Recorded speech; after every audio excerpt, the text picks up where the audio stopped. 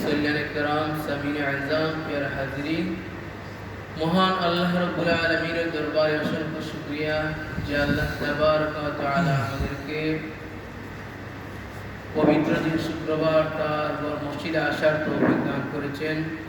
তাই আমরা মহান আল্লাহর দরবারে শুকরিয়া আদায় করে নেই, আলহামদুলিল্লাহ। আমি আজকে যে বিষয়ে আলোচনা করার নিয়ত করেছি সেটা হলো কুরবানির পটভূমি, ঐতিহাসিক পটভূমি। এই ব্যাপারে আলোচনা করবো ইনশাআল্লাহ। কুরবানি সম্পর্কে কিছু আলোচনা করব। তো কুরবানি কার্বন শব্দের অর্থ হচ্ছে নিকটবর্তী বা কার্বন থেকে কুরবানি আসছে। কুরবানি হচ্ছে নৈকট্য লাভ করা, যে গৃহপালিত হালাল পশু জবাই করার মাধ্যমে মহান আল্লাহর কি করা, নৈকট্য লাভ করা, তার সন্তুষ্টি হাসিল করা থেকে কুরবানি বলে। তো কুরবানির এই সূচনা কবে থেকে হলো, কিভাবে হলো, এই ব্যাপারে কিছু আলোকপাত করছি। সেটা হচ্ছে যে আদম আলাইহিস সালাম দুনিয়াতে আসার পরে, আদম আলাইহিস সালাম এবং হাওয়া আলাইহিস সালাম দুনিয়াতে আসার পরে আল্লাহ রাব্বুল আলামিন জিবরিল আলাইহিস সালামের মাধ্যমে দুনিয়াবী জীবনযাপন শিক্ষা দিলেন, কিভাবে সন্তানাদি পৃথিবীতে আসবে সেটা বুঝিয়ে দিলেন। তো আদম আলাইহিস সালাম স্ত্রী হাওয়া আলাইহিস সালামের ঘরে জোড়া জোড়া সন্তান জন্মগ্রহণ করতে, একজন ছেলে এবং একজন মেয়ে। এইভাবে সন্তান জন্মগ্রহণ করতেছে। এখন তাদের বিয়ে শাদীর ব্যাপারে আল্লাহ রাব্বুল আলামিন তখন শরীয়ত বিধান নাযিল করলেন যে সন্তানের সাথে যে মেয়ের জন্ম হয়েছে ওই মেয়েকে অন্য ছেলের সাথে বিয়ে দাও, আর অন্য ছেলের সাথে যে মেয়ে হয়েছে এই মেয়েকে ওই ছেলের সাথে বিয়ে দাও। এইভাবে শরীয়ত আল্লাহ রাব্বুল আলামিন বিধান দিয়ে দিলেন, কারণ তখন তার কোনো মানুষ ছিল না। আদম আলাইহিস সালামের তখন বিয়ের উপযুক্ত যে দুই ছেলে ছিলেন হাবিল এবং কাবিল। তো কাবিলের সাথে যে মেয়ে জন্মগ্রহণ করেছিলেন ইয়াকলিবা, উনি ছিলেন রূপসী সুন্দরী।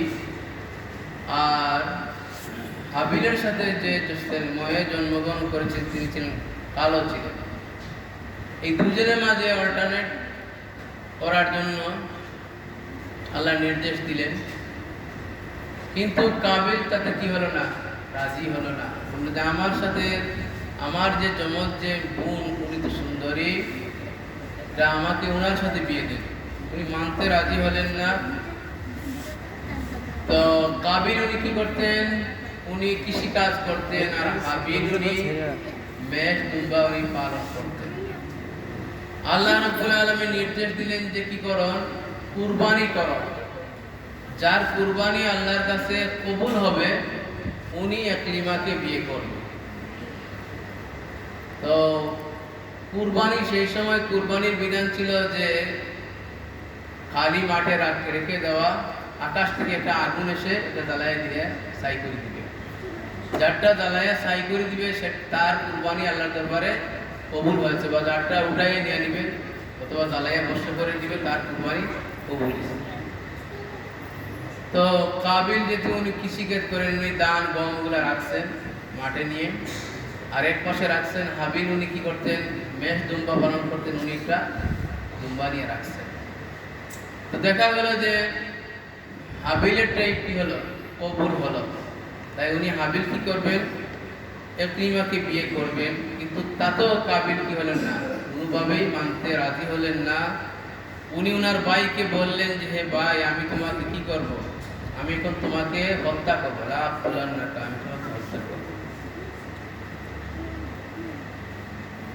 তো হাবিল জবাব দিলেন যে তুমি যদি আমাকে হত্যা করো আমি তোমাকে হত্যা করব না। ক্বালা ইন্নামা ইয়াতাকাব্বালুল্লাহু মিনাল মুত্তাকিন, আল্লাহ মুত্তাকিনদের কুরবানি কবুল করেন। তো শেষ পর্যন্ত কি করলো, কাবিল তার ভাই হাবিলকে হত্যা করেই ফেলল। ইতিপূর্বে কোনো মানুষ তো মারা যায় নাই, হত্যা করে সে কি করবে, কোথায় রাখবে, এ নিয়ে সে একটা দুশ্চিন্তায় পড়ে গেল। অনেকদিন সে কাঁধে বহন করে নিয়ে ঘুরিয়েছে, কি করবে? এর আগে তো কোনো মানুষ মারা যায় নাই, কাফন দাফনের সেই নিয়মও আসে নাই।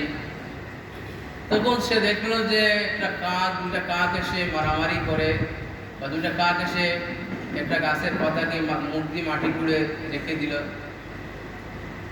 তো সে এর থেকে বুঝতে পারলো যে কিভাবে তাকে মাটি দিবে। তো সে অনুশোচনা করলো যে আমি এত অদম যে আমার মধ্যে একটু নিম্ন পানি কাকেরও কি নাই, সেই আকল বুদ্ধিটা আমার মধ্যে নাই। সেই যে হাবিল যে হত্যা করলো, হত্যার সূচনা করলো, নবীজি বলতেছেন কিয়ামত পর্যন্ত যত হত্যাকাণ্ড হবে প্রত্যেকটা হত্যাকাণ্ডের একটা পাপের একটা অংশ এই কাবিলের গাড়ে বর্তাবে। সে হত্যার কাজ কি করেছে? সূচনা করেছে। আরো হাদিস রয়েছে, নবীজি বলতেছেন সে কেউ যদি কোনো ভালো কাজের সূচনা করে, যত মানুষ এই ভালো কাজ করে যত সওয়াব পাবে, যে সূচনা করছে সে তার সওয়াবের একটা অংশ পাবে, এতে অন্যের সওয়াব থেকে কোনো কমতি হবে না।